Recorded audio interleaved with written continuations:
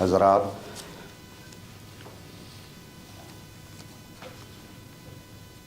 میں شروع سے بہت ہی مہذب لفظ استعمال کرتا آ رہا ہوں، چونکہ میں منصب مناظر سمجھ رہا ہوں۔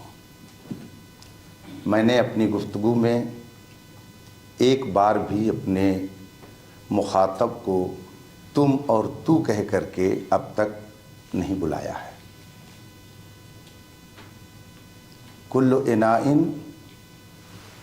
یترشح بما فیہ، ہر گھڑے سے وہی ٹپکتا ہے جو گھڑے میں ہوتا ہے۔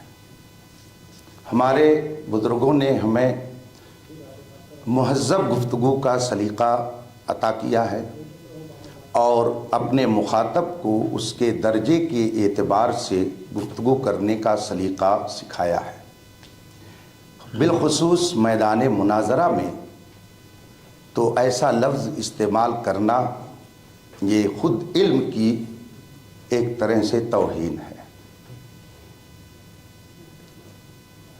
میں نے بھیک مانگنے کا لفظ اگر کسی اور کے لیے استعمال کیا تو آپ کو یاد ہونا چاہیے خود میں نے اسے پہلے اپنے لیے بھی استعمال کیا،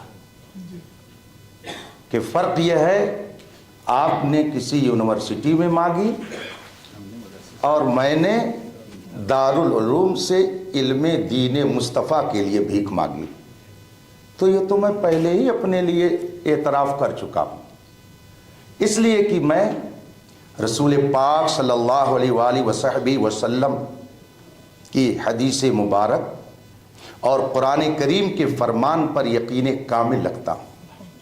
قرآن کریم فرماتا فَاسْأَلُوا أَهْلَ الذِّكْرِ إِن كُنتُمْ لَا تَعْلَمُونَ، اگر نہیں علم ہے تو علم والوں سے پوچھو، ان سے جا کر کے علم کی بھیک مانگو، اس میں کوئی عیب کی بات نہیں ہے۔ رسول پاک فرماتے ہیں انما شفاء العی السؤال، جہالت ایک مرض ہے اور اس کا علاج علم کی بھیک مانگ لینا ہے۔ سوال کا معنی ہی ہوتا مانگ لینا، تو اس میں نے آپ کی یا کسی کی دل آزاری نہیں کی ہے، وہ تو میں خود اپنے لیے بھی تسلیم کرتا ہوں۔ رہی بات الفاظ کی غلطی کی، عربی اور عربک آپ کسی بھی ادیب سے جا کر کے پوچھئے تو وہ آپ کو بتائے گا کہ اردو زبان میں عربک نہیں عربی بولا جاتا ہے، انگلش زبان کے استعمال کا طریقہ الگ ہے۔ عربک بھی صحیح ہے اور عربی بھی صحیح ہے، جبکہ حضرت مصباحی صاحب نے فرمایا کہ اگر انہوں نے غلطی کر دی تو نظر انداز کر دیجئے۔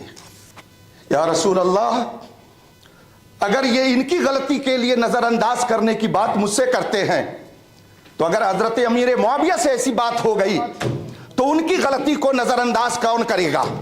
یہ ان کے بقول، اس لیے کہ انہوں نے ان کے بارے میں لکھا ہے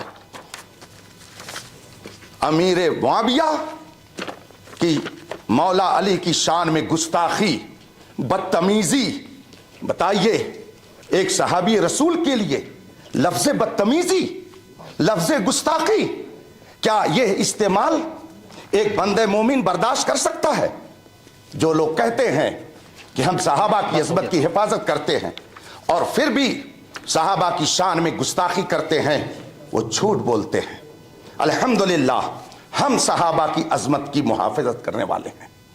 اس میں حضرت امیر معاویہ کے لیے کیا کیا لفظ استعمال کیا گیا، تو اگر آپ سے کوئی خطا ہو جائے تو آپ کہتے ہیں نظر انداز کرنا چاہیے۔ حضرت سیدنا امیر معاویہ رضی اللہ تعالیٰ عنہ کے تعلق سے ہزاروں